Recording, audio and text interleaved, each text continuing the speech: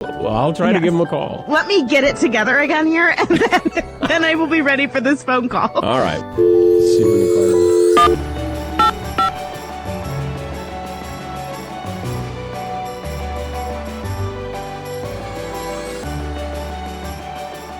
I was in Fargo Moorhead. I took a job in Charleston, South Carolina. It's hard to get much farther away, you know.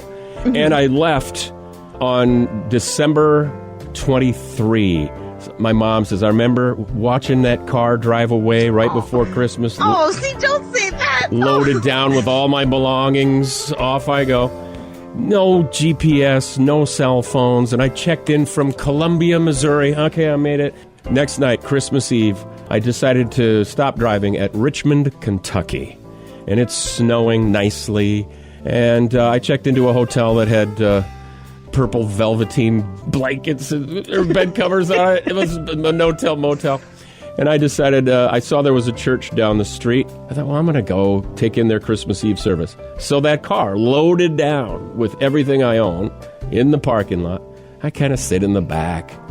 And afterwards, a lady came up and just asked what my story was. And I told her. Mm-hmm. She asked where I was staying, and I told her. I think that depressed her. Probably she knew that. She's like, oh, this poor young man. Yeah, at the motel with purple velveteen bed covers. And so that evening, I'm back in that cheesy hotel, and the phone rings. It was this lady saying, we'd like to invite you to our house for a Christmas breakfast tomorrow. I can't do these stories anymore. I mean, I'm like, well, that's so that nice. Was so nice. And I kind of kept in touch with them for a while. Then my mom starts calling them, thanking them. They're exchanging Christmas cards. Now, we've never met these people. I dug up a postcard that I meant to send to them from Charleston, thanking them, telling them what I was doing. And I never sent it. So wait, how many years ago is this? 37 years ago. I found a phone number. I don't know if it's... Oh, we have to call. Correct. We have to call. Think so?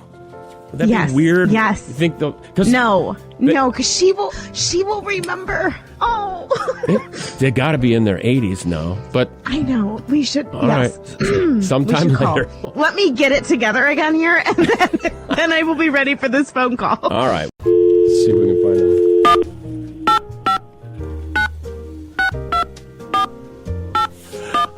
Nervous. That's the last number I knew of them anyway. We're sorry. You have reached a number that has been disconnected or is no longer in service. Disconnected. Oh, no. An error. No. Please check the number and try your call again. No, this does not end here. What if all these years she has followed your career and she's sitting there knitting right now, listening after just finishing her cup of coffee, listening to this show on the stream, and she's like, well, let me figure out what the number is to call Tim back because I've been listening all these years. Judy, you are going to talk to them again. Yes. Judy, if you're out there, I want to thank you for your kindness to this road-worn stranger on Christmas Eve.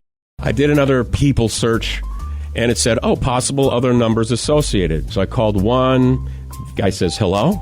I said, is this Jerry? Yes. Is Judy there? He said, I can get her. It's got to be Judy and Jerry. It's got to be them. But then when he goes to get her, it disconnected. Oh, no. Are you kidding me? We got to call him back. It disconnected. I'm like so nervous about this. I am too. Try again. No, we're calling him back.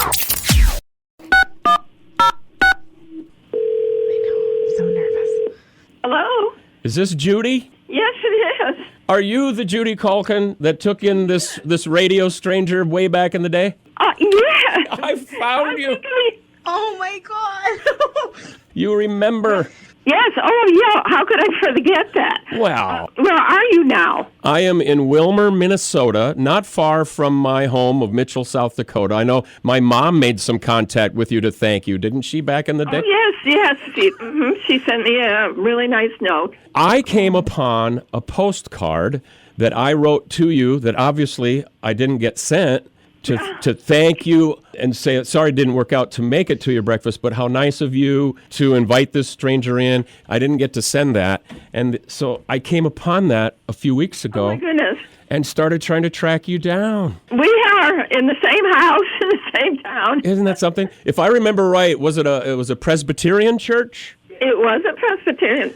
Well, yeah, it still is a Presbyterian church. I have memories of that night. It was snowing on Christmas Eve. It was snowing. Your memory is awesome, by the way. So what do you remember about what compelled you to call my hotel and invite me to breakfast? Well, everybody's heading home on Christmas, but there you were, going to be all by yourself.